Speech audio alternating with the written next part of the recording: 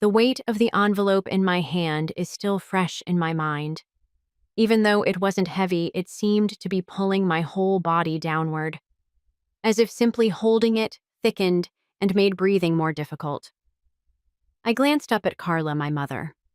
When she thought she was doing something clever behind her, she always wore that tight smirk with her arms crossed. My brother Ryan had already driven his brand new BMW halfway down the driveway. His birthday present, actually his second one, as the first one seemed to be the wrong color. And me, I was about to turn 18. The day you formally become an adult is a significant milestone. I didn't anticipate cake balloons or even a card. I've learned not to get too excited about my family, but rather about some small, pitiful aspect of myself. I still secretly hoped for something. A hug, a kind word, an indication that I might be somewhat important. My mother claimed that I had been given a golden ticket to the life of my dreams, but instead I had been given a one-way bus ticket to Phoenix. You're legally an adult now. Time to make your own way. I stared at the slip of paper. The bus was scheduled to leave the next morning. No return, no note, just a ticket. My hands trembled as I clenched it. Not from fear exactly, but from this sick, boiling mix of shame and disbelief. In my ears, my heart thumped. It was hard to tell if I was going to cry or scream or both, but I didn't do either. I looked up again slowly this time. Her expression hadn't changed. Arms still crossed, lips still curled in that smug, dismissive way. She was actually proud of herself. Ryan walked past the front door again and caught my eye. He didn't even bother to hide his grin. "Don't look so surprised," he laughed. "At least you got something." I opened my mouth, closed it. What could I even say that I had spent the last year working late nights online just to save a few $100 that I'd applied to community colleges in secret? Because I knew they wouldn't support me, that I had birthdays growing up where they forgot I even existed. Instead, I just nodded. I have no idea why. Maybe it was instinct. Maybe it was fear. Or maybe I just didn't want to give them the satisfaction of seeing me break. "Thanks," I said quietly. My voice didn't shake. That was the only victory I had in that moment. Carla raised her eyebrows. "You should be grateful for this much." Grateful that words sat in my chest like a stone. Was I supposed to be grateful for being pushed out like trash left on the curb? I turned around and walked upstairs. My legs felt like they were moving on autopilot. My room, the same one I'd grown up in, suddenly looked smaller, colder. The posters on the wall felt childish. The bedding I picked out 2 years ago looked cheap. I sat down on the edge of the bed, ticket still in my hand. The silence was loud.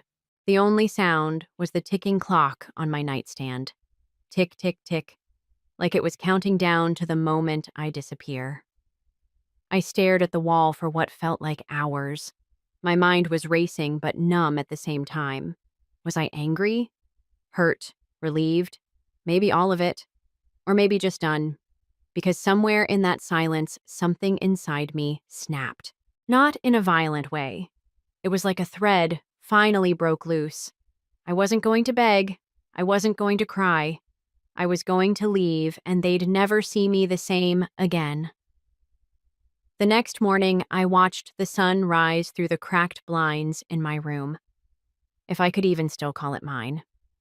The light painted stripes across the floor, golden and soft completely at odds with how I felt inside. I hadn't slept.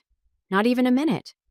My suitcase sat zipped by the door, packed hours earlier with just the essentials, some clothes, my sketchbook, and the journal I kept hidden behind my dresser.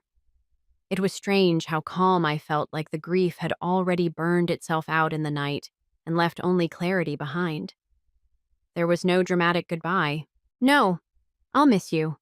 No one even came to check if I'd left. I walked down the stairs quietly.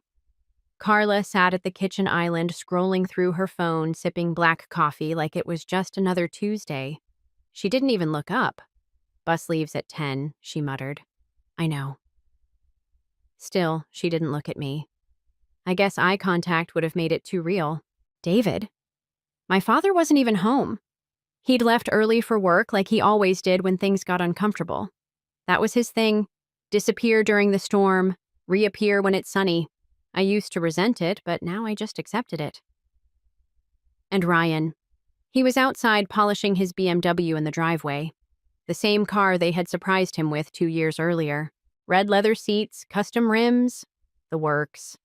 I remember how they all laughed that day. How Carla cried happy tears as she filmed him revving the engine. I don't think I've ever seen her cry for me. Not when I won awards in school. Not when I came home in tears after Ryan told his friends to make fun of me at lunch. Not even when I broke my wrist falling off my bike at 11 and walked myself to urgent care. Carla was always adept at distancing herself. She referred to it as tough love. I referred to it as absence. It was like being a ghost growing up in that house. That was still alive. I was there in the background. Silent, submissive, and simple to overlook. It all revolved around Ryan. He was gregarious, athletic, and boisterous. He made no request for authorization. He simply took a step back. They even permitted him to be worshipped. And me, I shrank myself. I became skilled at reading the room, avoiding Carla's moods, and keeping Ryan in the dark. I became proficient at smiling when I wanted to yell. When no one asked me how I felt, I was good at listening. They were good at acting as though it didn't hurt when they forgot I was there. I was never blind, though. I could tell Carla had done something right by the way she looked at Ryan, and the way she regarded me as though I were an issue that she had yet to resolve. I would occasionally ponder whether I brought to mind something she detested about herself, or perhaps I was simply too silent to make a difference. Actually, long before that birthday, I no longer required their approval. I had been keeping money in a secret account from freelancing art jobs. I had applied to take classes online. I even began using small gigs to network with people. I wasn't just waiting to be rescued. I wanted something from them, even though I knew that wasn't going to happen. Perhaps not love, but recognition of my existence and importance. That in Ryan's spotlight, I wasn't merely a shadow. I didn't understand. Rather, I received silence and a bus ticket. So I went out. Not in a dramatic way, not in a speech. Take a deep breath and a final glance at the home I once called home. As well as when the bus left the curb, something whispered inside me. Finally, it's your turn. The smell of coffee and old leather filled the Greyhound bus. I pretended to be somewhere else as I sat by the window and held my backpack close to my chest.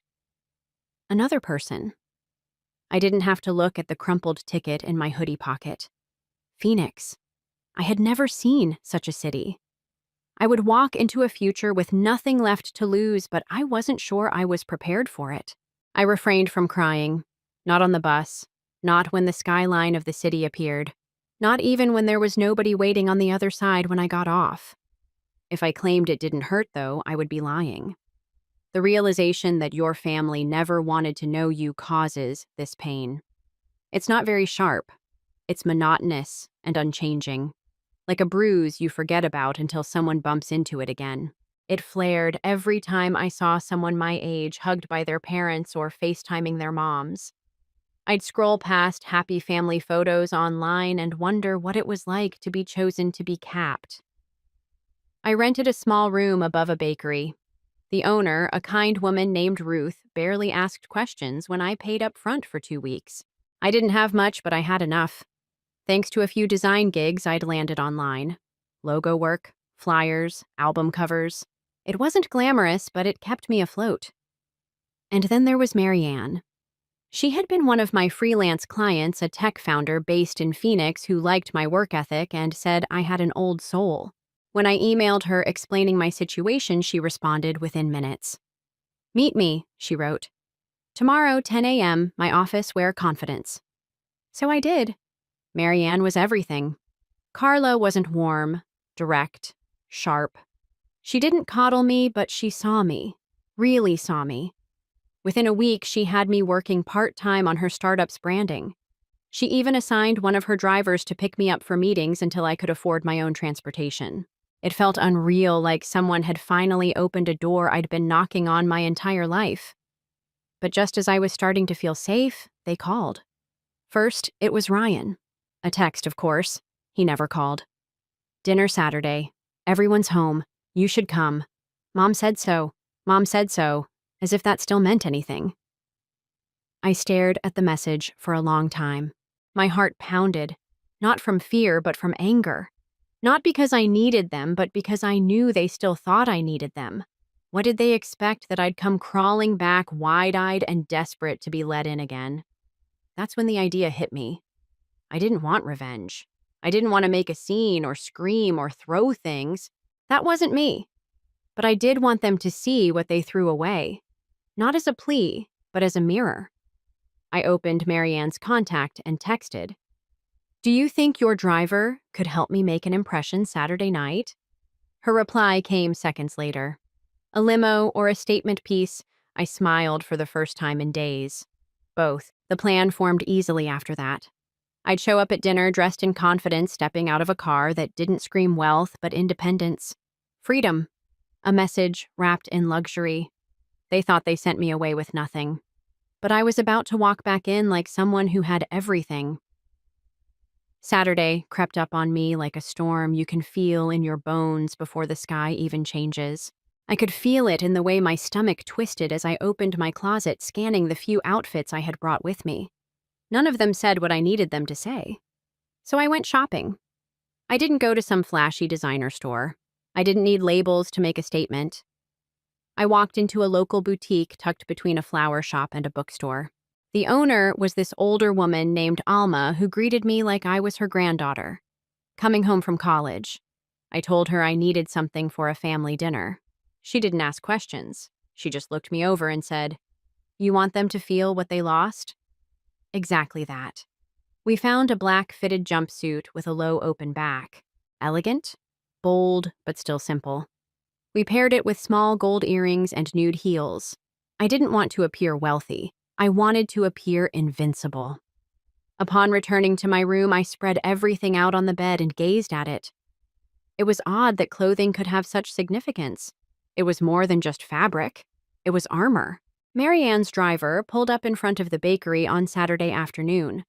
The limo had tinted windows and was sleek and dark gray, unquestionably commanding but subtle. Ruth gave me a slight nod as she peered out the bakery window. I climbed in after waving. My chest is thumping with my heart. The interior had a subtle floral scent mixed with leather. Through concealed speakers, soft music was played. I leaned back, let out a slow breath, and muttered to myself, "There's nothing you're going there to prove. All you're doing is reminding them of the person they lost." The limo arrived in the area where I was raised. Everything had the same appearance. However, my feelings were different. I remained seated without flinching. I didn't mentally practice my lines. I didn't consider whether they would approve of my attire. I didn't give a damn. The house appeared. Perfect hedges and white siding. In the driveway, Ryan's car was still shining, as if it had never been moved. Before opening the door, I requested 2 minutes from the driver. I took one final look at myself in the mirror. I applied delicate yet accurate makeup. My eyes appeared more focused and sharp. My lips turned scarlet and formed a tiny smile. I didn't feel anxious. I was prepared. I sent Ryan a text. He gave a thumbs up and said, "Be there in 5." He did, of course. I pictured Carla critiquing the dinner rolls while they were all inside. David is acting as though he is reading something on his phone. The sun is still present in the room, Ryan. I questioned whether they had made room at the table for me at all. It's too late now. The limousine smoothly came to a halt. The crunch of gravel beneath the tires caught my attention. I sensed the change in energy, as if the air itself sensed that something significant was going to occur. After exiting, the driver turned around and unlocked the door. I drew a final breath, the kind that slows your heart and straightens your spine. Then I went outside, and they looked at me for the first time in my life. Looked closely. Their expressions went cold. Carlos's eyes narrowed. Ryan's smirk faded, and David's face became unreadable. I failed to wave. I didn't grin. I remained motionless for a moment, not bothered, unfazed, unquestionable. And I wasn't their daughter or the background figure in their idyllic family portrait at that precise moment. I was the unexpected storm they didn't anticipate. There was no sound in the front yard. It was Ryan who spoke first. Tonight, someone is making a lot of effort. He spoke in a light, sardonic tone. When he couldn't understand what was happening, he spoke in his typical tone. This time, though, there was another reason. Unease, confusion. Like he couldn't decide if he should laugh or feel threatened. Carla stepped forward. Her arms crossed like armor as she slowly scanned me from head to toe. She pressed that thin line to her lips. I was too familiar. Underneath the surface was her disapproval. "You came in a limo," she asked, tone sharp, almost mocking. "Where'd you get the money for that?" I smiled slightly. Not wide, not smug. Just enough to let her know. I heard the question but wasn't going to hand her an answer. Behind her, David lingered by the doorway, eyes flickering between all of us. He didn't say anything, just held that same distant look like he was watching someone else's drama unfold on TV. "I didn't come to impress you," I said finally. My voice was calm even. "I came to show you what you let go." Ryan snorted, but no one laughed with him. Even he could feel it now. Something was different. We stood there for a moment, me in heels on their pristine driveway, them one night.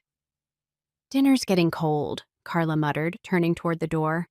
"Well, if you're coming in, come in." I remained motionless. I let her walk back inside without me. Ryan followed, mumbling something under his breath. After hesitating, David gave me an almost contrite nod before entering as well. For a few more seconds, I remained outside and allowed the silence to envelop me. I could have turned right, gotten back in that limousine, and vanished once more. I didn't travel this far for an entrance, though.